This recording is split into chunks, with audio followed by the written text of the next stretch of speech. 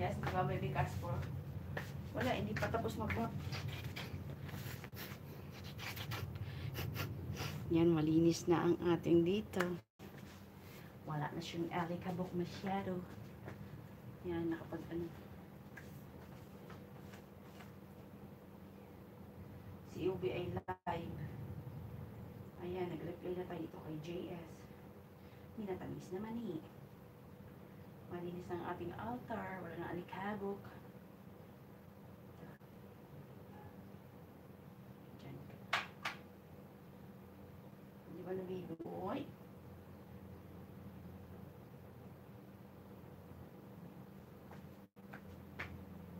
Dito ka. Yan lang ikaw. Pumunta natin si baby Capo.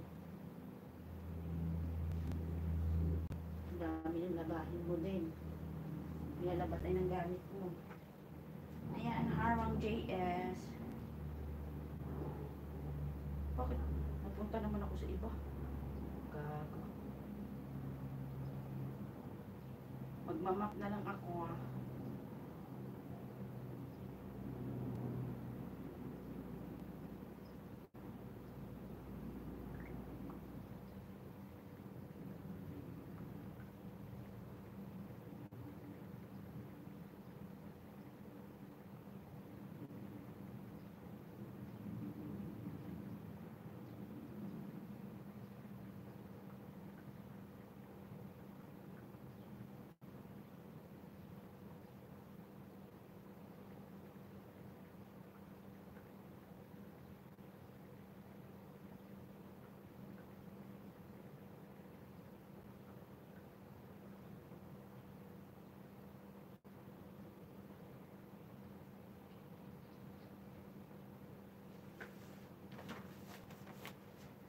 Tagal eh. Tagal nila mag-map eh. Isa ang kasi namin dito ano lang eh. Sa B8 natin. Diba? Tingnan ko nga. Wala pa. Di pa nga tapos. Mamaya yan. Nandyan na yan sila. Dala-dala na yung map. So ayun na nga. Hindi pa nga sila tapos mag-map. Kaya wala pa. Diba? Diba? Diyan lang muna. Magyaw-yaw lang tayo dito. Magyaw-yaw ng mga tagbuang during the bita.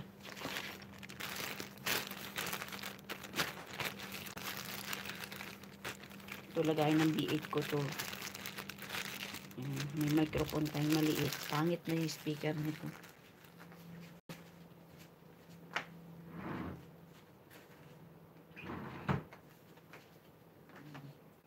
Papalitan ko na rin yung ano ni Casper sa sasakyan, yung kanyang sapin doon.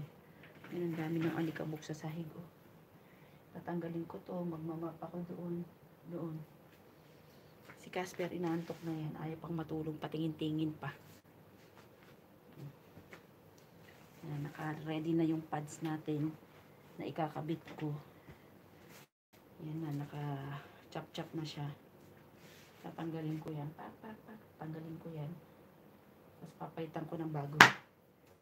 Kasi ano na oh, lalo na dito banda oh, dami ng ihi ni Casper. Punong-puno na.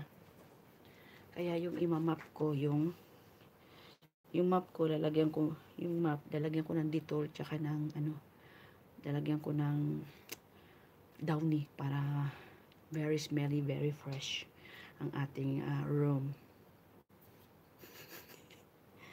Meron din akong plantsahin dito, pero okay lang yan. Konti pa lang naman yan. Yan. Ayun na nga, di ba? Ayun na nga, ang tagal nila mag-map, naiinip na ako para makapag-map na ako. At alam nyo ba, naligo kami ng dagat nung Sabado. Ang tubig napakalamig. So very, very cold. Ngayon, ang nangyari, sumakit yung likod ko. Magdamag akong walang tulog, diba? Kasi wala akong ginawa kundi mag-swimming. Mag-swimming para akong badyaw na